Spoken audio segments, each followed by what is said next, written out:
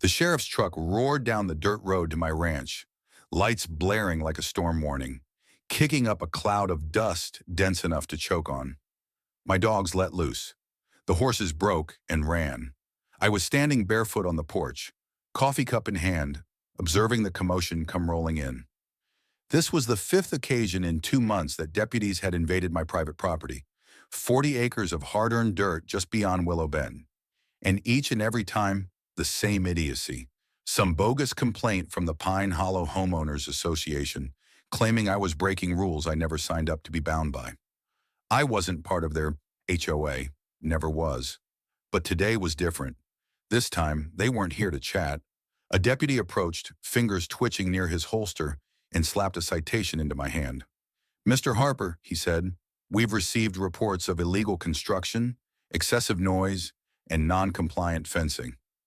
You're being fined. A nice one. On my property. Property inherited from my grandfather, miles from their clipped streets and picket fence pride." I glared him straight in the eye, crumpling the paper in my hand. That was all. The final straw. I was taking them to court, and when I did, they'd pay for every second of this harassment. But to make sense of how it came to this, we've got to rewind, because this battle, it wasn't about some shed. I'm Jake Harper, 45, built my home with my own hands on the land my granddad left me. A wild stretch of pine and sky just beyond Willow Bend's reach. He trusted me to keep it that way. No subdivisions, no strip malls, just peace and space. Right beside me, Pine Hollow Estates, a subdivision of cookie-cutter houses, flawless lawns, and an HOA that behaves as though they control the entire county. I had no interest in them. Things began when I completed constructing a small tool shed in back of my cabin. A humble affair, nestled close to the eastern boundary. 2 days thereafter, I saw a man and woman scowling on the other side of the boundary, arms crossed as if they owned the property. The man offered his hand. "Victor Grayson, Pine Hollow HOA President. This is Ellen Pierce, our Vice President." I did not shake. "You're on my land," I told him. Victor sneered. "Your shed isn't up to our design code. Height, appearance, and it's too near the green belt." I laughed. "This is not Pine Hollow. I'm not in your HOA." Ellen gripped her tablet as if it were the Bible. "Our maps show your land is adjacent to our conservation buffer. That puts you under our oversight." That ignited the fire. I told them to leave. 7 days later, the sheriff came, issuing me a citation for unauthorized construction. I produced my deed and legitimate permits. He apologized and departed. There were more complaints, chainsaw noise. Noon, by the way. Goats grazing within reach of their fence, barbed wire appearing menacing. Each time I remained courteous, offered deputies coffee, and sent them off with evidence I was within my rights. But visit number 5? That one shattered me. My niece Lily was over from Austin, 10 years old, horse-mad and apple slice addicted. We were in the yard when that SUV came tearing in, lights flashing like a raid. Lily screamed and dropped her apple as the horses lost it. A deputy leapt out and yelled for hands. I defended Lily, anger seething. The HOA accused me of storing wood to build unauthorized structures and harboring hazardous animals. It was absurd. They were attempting to vilify me as a militant menace. Sheriff Tom Bradley, a good guy caught in the middle, looked at me with weary eyes. "Jake, this is the 5th call. Maybe just speak to the board?" Number I had finished speaking. I phoned my lawyer, Sarah Vavon, wears boots to court and doesn't flinch at bullies. She looked over the stack of citations, doorbell cam footage, and sheriff logs. She smiled. "Let's sue." We sued for harassment, false reporting, trespassing, and child endangerment. We had evidence. 5 sheriff calls, a scared kid, and a fence line that demonstrated Pine Hollow had no jurisdiction over me.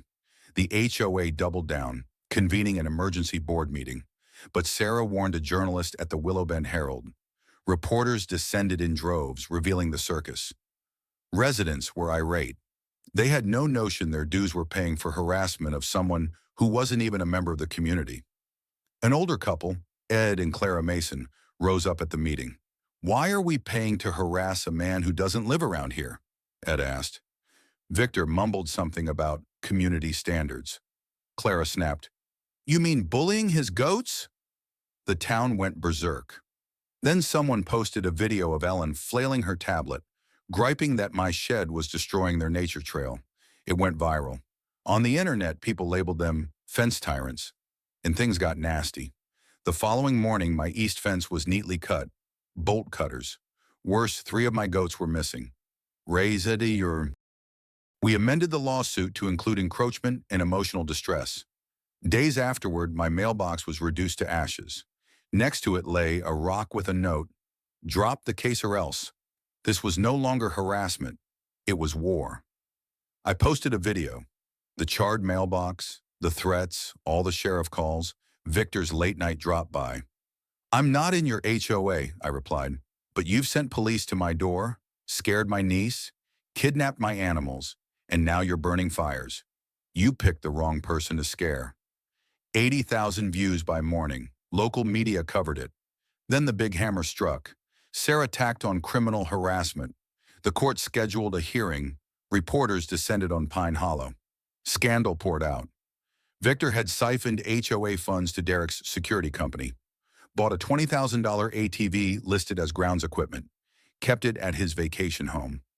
Ellen had approved $15,000 in fake landscaping bills to her cousin's non-existent company. Residents were outraged. Some volunteered to testify for me. The HOA fired back, suing me for defamation and community damage. Sarah laughed. "That's desperation. We'll crush them." Then, while I was in town, someone broke into my cabin, kicked in the door, took only my laptop and legal papers. A neighbor's security camera filmed Derek around there with a duffel bag. Sheriff Bradley opened a burglary case. Then Channel 9 contacted me. I consented to an interview. The segment aired and attracted the state attorney general. The following day, investigator Maria Torres called. "Mr. Harper, we viewed your story. Can we meet?" Sarah and I turned over everything: videos, police reports, financial records. "This transcends a civil case," Torres explained. "We think there's rampant fraud and abuse of power. Will you testify?" I nodded. Gladly.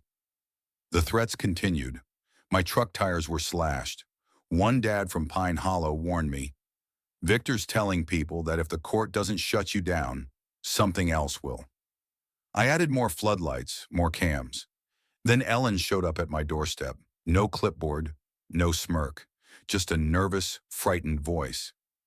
"I didn't know it would go this far," she told me. "Victor's dangerous. I'll testify." She admitted to forged forms, phony books. We filed her affidavit. The court subpoenaed Victor. The hearing, stand room only. Reporters, ranchers, even Pine Hollow residents supporting me. Sarah outlined it. The hoax calls, threats, land stealing, emotional distress. Ellen cried on the stand. I testified about Lily, my goats, the blaze, the terror. The judge rendered judgment in my favor. $300,000 damages, legal costs, restoration of my 16 feet of land, public apology. The HOA board disbanded. The case was referred for criminal prosecution. Victor's face went pale, but that wasn't the end of it. He disappeared the next day. SUV in the driveway, wallet on the counter. A camera caught 2 men pushing him into a black truck at 3 a.m. Several days later, a burned-out truck showed up outside my land, with Victor's phone in the fire. No body, just a note stuck to my fence. "Good, but you don't know the entire game." Sheriff Bradley was serious. "This is more than some HOA. The state invaded Pine Hollow's office. They discovered a $350,000 dispute fund, paid to bribe enforcers. Ellen testified to everything under oath, and then a body came to light.